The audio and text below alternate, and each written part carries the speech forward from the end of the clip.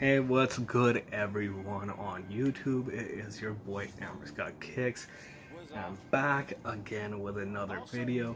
If you're new to the channel, please make sure to subscribe, like, and comment down below. But all that being said, further ado, let's not waste any more time. New sneaker pickup. Now, these did not come in a box. No, I'm sorry. As you may have heard me mention the store Winners before, it's like pretty much a Canadian version of, you would say, like a Ross or a Marshalls. I actually do have a Marshalls in my hometown, but you know, sometimes you know, the selection is decent. Like, you know, you sometimes find like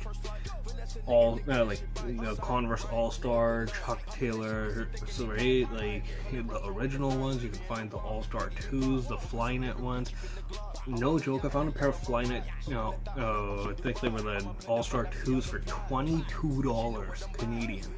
That was insane. $22. That was what, like maybe $10 or $11 US. That's pretty good. Now this is my first ever time having a pair of these, and they are extremely comfortable. Now I found these at Winners, yes, in the same, just down the street from where I work. There's one in my hometown. That one's selection is alright sometimes. Sometimes I have some pretty dope, like, you know, pretty nice things. But I was like, you know what, let's go a little out of town to see what the selection's like.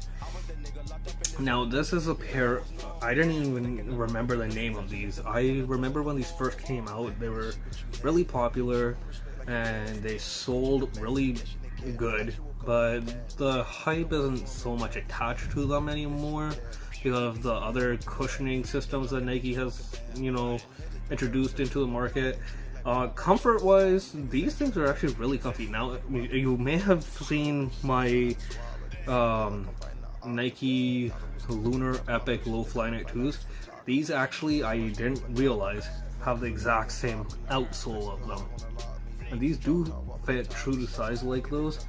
Comfort wise, I would say the Lunar Epic Low Flynet 2s are, well, that was a mouthful to say, but such a long name, but they could have just kept it simple. But anyways, yeah, these ones, comfort wise, compared to those, these ones I would say are a little bit more on the softer side. The Flynet, like the Lunar Epic 2s, those are more on the firmer side, but when you finally break them in, they do soften up. These hopefully will too. First I thought these were girls' shoes because of the colorway, but then I looked it up and actually these are guys. They do make, these are the Nike Lunar Charges. The Nike Lunar Charge, well, you could say, they do make them for women too, but luckily these ended up being men's. Now, quality wise, for how much I paid, it's actually not half bad. They use some pretty good quality materials. On the toes, they use this soft suede. Probably won't show on the camera, but it actually like changes color.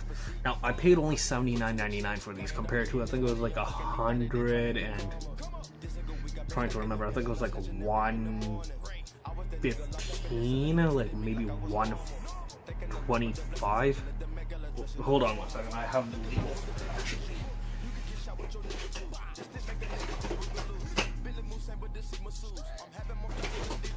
120. So yeah, almost half price. The cool thing about Winners is, I remember when I first started buying stuff from Winners, I thought it was secondhand, but it's actually not. So what they do is, when warehouses or stores over order, like they get too much overstock, Winners buys it from them, right?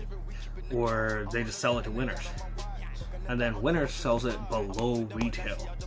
So like Ross and Marshalls and Burlington and all of them do, right? So I will be doing on foot of these, probably in the next couple of days, so keep it locked. Now The only downside to this shoe that I found was it didn't tell the size. Oh wait, it does tell the size. When I bought them, the label wasn't even showing like on the inside. Normally Nike shoes have the label like on the inner part of the heel or like the ankle, sometimes on the bottom of the tongue. These ones wasn't showing, so I was like, when I took it to the cashier and I was like, it doesn't tell what size they are, so I'm like, I don't know how they fit. They had these ones. Let's see, what size are these? These are size US men's 9.5. So fit wise, my Lunar Epic 2s are actually size 10. Those run a little bit weird on me, a bit narrow, but when you wear them in, they're actually super comfortable. The Flyknit stretches out. It's pretty thick Flyknit, but it's lightweight and breathable, so you don't have to worry about that. It's not like the Air Force One Flyknits where it's very thin, where your feet will be like freezing. Now, I wouldn't recommend wearing them in cold weather. They are not cold weather shoes whatsoever. Now, these are a 9.5. Those are a 10. So those ones are, you have a little bit more wiggle room for the toes, but otherwise I have no complaints. Like, just when I tried them on, I was like, oh dude, these things are extremely comfy. Now, I crep protected them, so that's good. Now the lighting is kind of shitty right now, sorry about that. And the background noise, it is extremely hot in my hometown right now. You know, summer's coming close. It's probably at least, I'm guessing, like 20 something degrees. It's like brutal. Now you guys may be like, oh, 20 something's not bad. Okay, well yeah, but it's just gonna only keep getting hotter. I was sweating a lot like earlier because it's so fucking hot. But the cool feature I've noticed, the cool thing I noticed, if the screen wants to adjust, it actually has. I didn't even realize these were the Lunar charges until I bought them and brought them home. It actually says Nike in the like the midsole right here. You can see like the E there, the K, the I, and the N. Like the N-I-K-E. And then you have the swoosh up here. Same super soft suede. You got the heel guard in this like kind of squishy foam material. And then you got it's gray, but it's showing a kind of bluish, I don't know why. Then you got the flat pink laces. Insole says Nike. Then you got the all white outsole and midsole. And then you got the pull tab that says Nike right here in the soft suede material. So yeah, you got this kind of like nylon, kind of like rough material right here. Above kind of the forefoot area, and then you got rest of, and it continues up the tongue right here. Then you got a Nike logo right here, and the rest of the shoe just consists of the soft suede material. And it's the exact same thing with this guy right here. Now we'll be doing more in-depth reviews. I know, I'm sorry guys, and honestly, like, yeah, it's just like, you know, I've been really busy, so sorry. I will be pumping out more content, I promise. I actually will be buying a camera soon, so I still... the iPod Touch that I bought, I can't seem to get iMovie on it. I think I might just sell it and buy a brand new one. I'm getting fed up with this bullshit. Like, it's fucking wearing me out. Like, I think that's an iPod 5, so I think I might buy an iPod 6. Yeah, it's gonna cost me $250, but I'm like, I guess I'll have to. I have no other choice left. But all that being said, yeah, okay. And you're maybe wondering, did I try with the Homage Jordan 1 Retro High OGs, or the Homage 2 Homes, I think they're called? I did. Now, funny thing, actually, on a release day, which was, I believe, yesterday or the day before. Let's see. Yeah, I believe it's yesterday they were dropping at midnight or the night before. I went on Nike.ca. I saw the countdown at 12. I was extremely exhausted. I was so tired from work and everything. I had just come home a few hours before, after I got off from work. So I was like, okay, let's try my luck. I took a L on the blue moons. Well, first of all, Nike.ca didn't even drop the blue moons, so I was actually checking on GOAT yesterday, and resale value is actually not half bad on them, so I might pick up a pair off of there. I really badly want the wheat Jordan 1s, the retro high OGs. A lot of people hate on them, I don't know why, but I kind of dig them. Like, they look dope. The City of Flights, the black and gold ones, those are on sale right now. I might scoop up a pair of those, who knows, possibly might be copying them. The NBA Air Force ones, the purple and white ones, possibly copying them, but later on. I got some shit to deal with. Like, you won't be seeing those every single day because, one, I'm not made out of money, so sneaker collecting is not a cheap, lifestyle or passion or hobby or culture or anything to be a part of. It's expensive. Like, I'm not saying you have to spend a fortune to, like, an arm and a leg to get dope sneakers. Like, you can get something like Gel Light 5s if you're looking for something all day wearable, extremely comfortable, and you can just wear them like joggers, shorts, jeans, whatever you want. Like, I got mine for under $60. Retail was $145.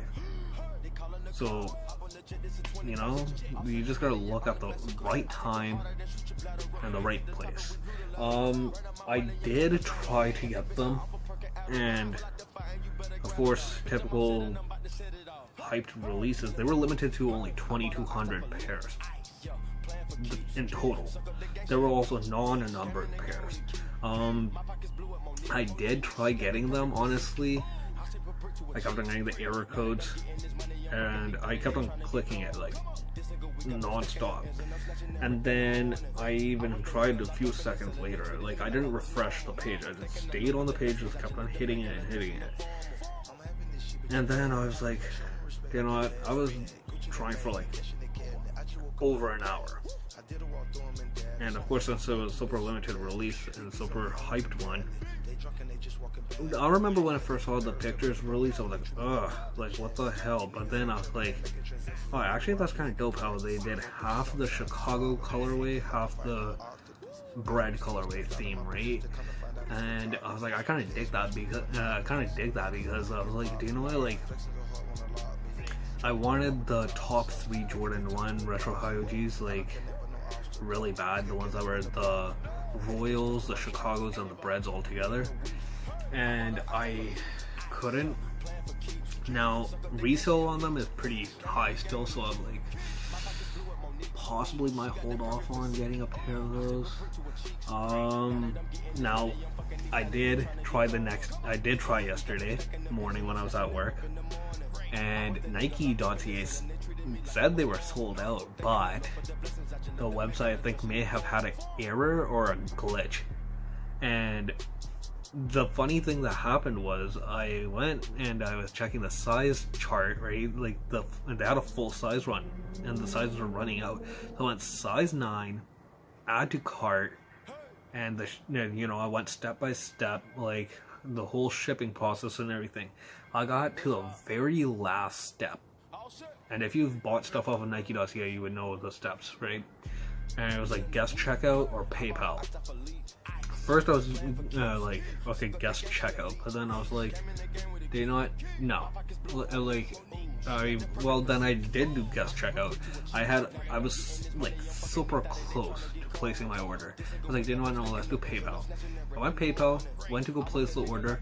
It's like, thank you for, it removed the shoes from my cart. I was like, so then I added them to cart again, and yeah, I went step-by-step process, and then yeah, so they got removed from my cart, and then I tried myself, and I ended up removing them by accident. So I was like, fuck. So yeah, I fucked up, I'm sorry. You would have seen an unboxing video in the next like 10 days or so. You know, it says 3 to 11 days shipping. You would have seen a review, you would have seen it on foot and everything, but that was an L. So every single Jordan drop that's come out this year so far has been an L. I didn't even bother with the Katrina 3s because I knew those were gonna sell out. So right now the Wheats are sitting, the City of Flights are sitting, the Gatorades restocked. Do I want them? Of course I do. But I don't know what other drops are coming out anytime soon, but other than that, guys,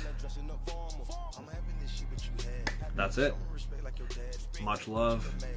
Please keep supporting. Please keep subscribing, liking, and commenting. But until later, guys, you enjoy the rest of your night, and I'll catch you guys again. Keep it locked.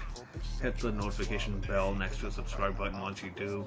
We're trying to hit 200 mark for the subscribers, but instead of getting higher and higher on the subscriber mark, people keep unsubscribing, and that is not helping at all.